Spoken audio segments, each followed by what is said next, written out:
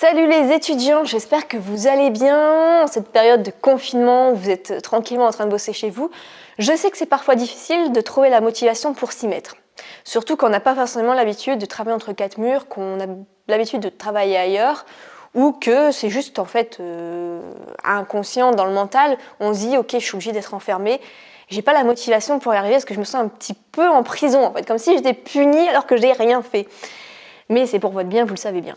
Donc je vais vous donner ici quelques astuces pour réussir quand même à étudier, à bien avancer dans votre boulot, pour profiter un petit peu de cette période pour quand même avoir la motivation de vous y mettre. Donc c'est ce qu'on va voir, n'oubliez pas de vous abonner, à tout de suite.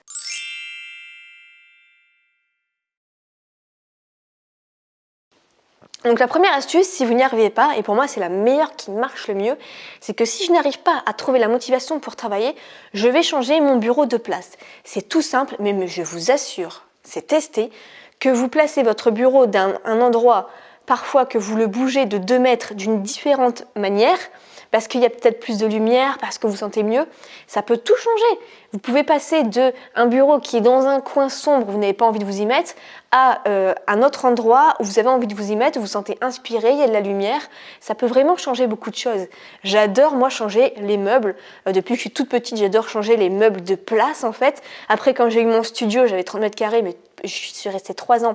Mais tous les 6 mois, je trouvais une manière différente de bouger mes meubles. Maintenant, je suis dans une maison de 250 mètres carrés. Je peux vous assurer que je m'éclate au niveau de changer les meubles de place. Parce que en fait on se sent plus motivé, c'est comme si on avait un nouvel environnement pour s'y mettre. Bref, essayez vraiment de bouger votre bureau de place. Donc moi, pour les petites astuces, je vais vous montrer des photos. J'ai ici en fait au rez-de-chaussée, j'ai 2 bureaux. J'ai un bureau avec le coin ordinateur dans le salon pour pas me sentir un petit peu isolée, pour pouvoir profiter de la télé, pour profiter de la vie dans le salon, tout ça. Et j'ai un autre bureau où il n'y a rien, pas de distraction, pour juste me concentrer, et j'ai une vue lointaine sur le côté où il n'y a rien, et une vue lointaine aussi en face. Donc c'est hyper inspirant, hyper ensoleillé, et je peux vous dire que j'ai envie de travailler dans ces endroits-là. Donc essayez de bouger votre bureau de place. Deuxième astuce, c'est de s'offrir une récompense.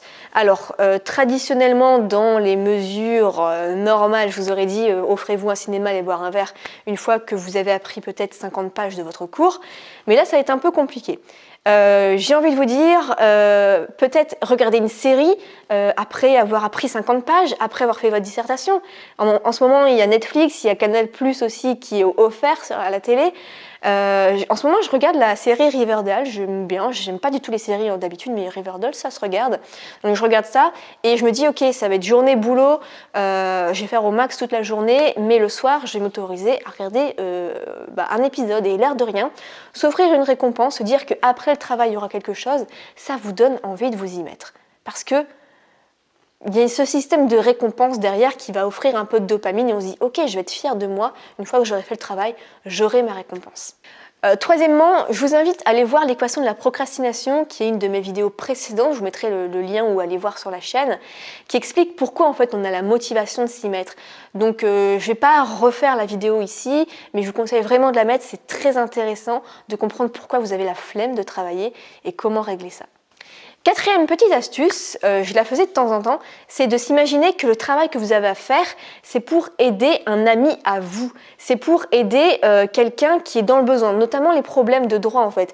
Vous dites, ok, j'imagine que, je sais pas, l'héritage que je dois faire dans le cas pratique, c'est pour aider un ami qui est ça, ou essayez d'imaginer votre situation future, votre situation en tant qu'avocat ou juriste, et que vous êtes dans une situation réelle, que derrière vous avez vraiment un client à aider. Donc ça peut paraître con de hacker son cerveau comme ça, mais ça peut fonctionner. Essayez de placer ça dans une situation réelle. Cinquième astuce, ça va être de se mettre au travail pour se dire ok, je veux juste avoir une meilleure note pour voir la tête du voisin, de mon ami, qui verra que j'ai une meilleure note que lui, juste pour ce petit plaisir en fait. Ça peut marcher pour certains. Sixième astuce, ça peut être aussi juste pour étonner votre prof, lui prouver que vous n'êtes pas un moins que rien, que vous pouvez y arriver, que vous pouvez vous avez quelque chose dans le cerveau, tout simplement que si vous avez envie d'avoir une bonne note, vous pouvez l'avoir. Donc juste pour épater votre prof aussi, ça peut être une bonne revanche.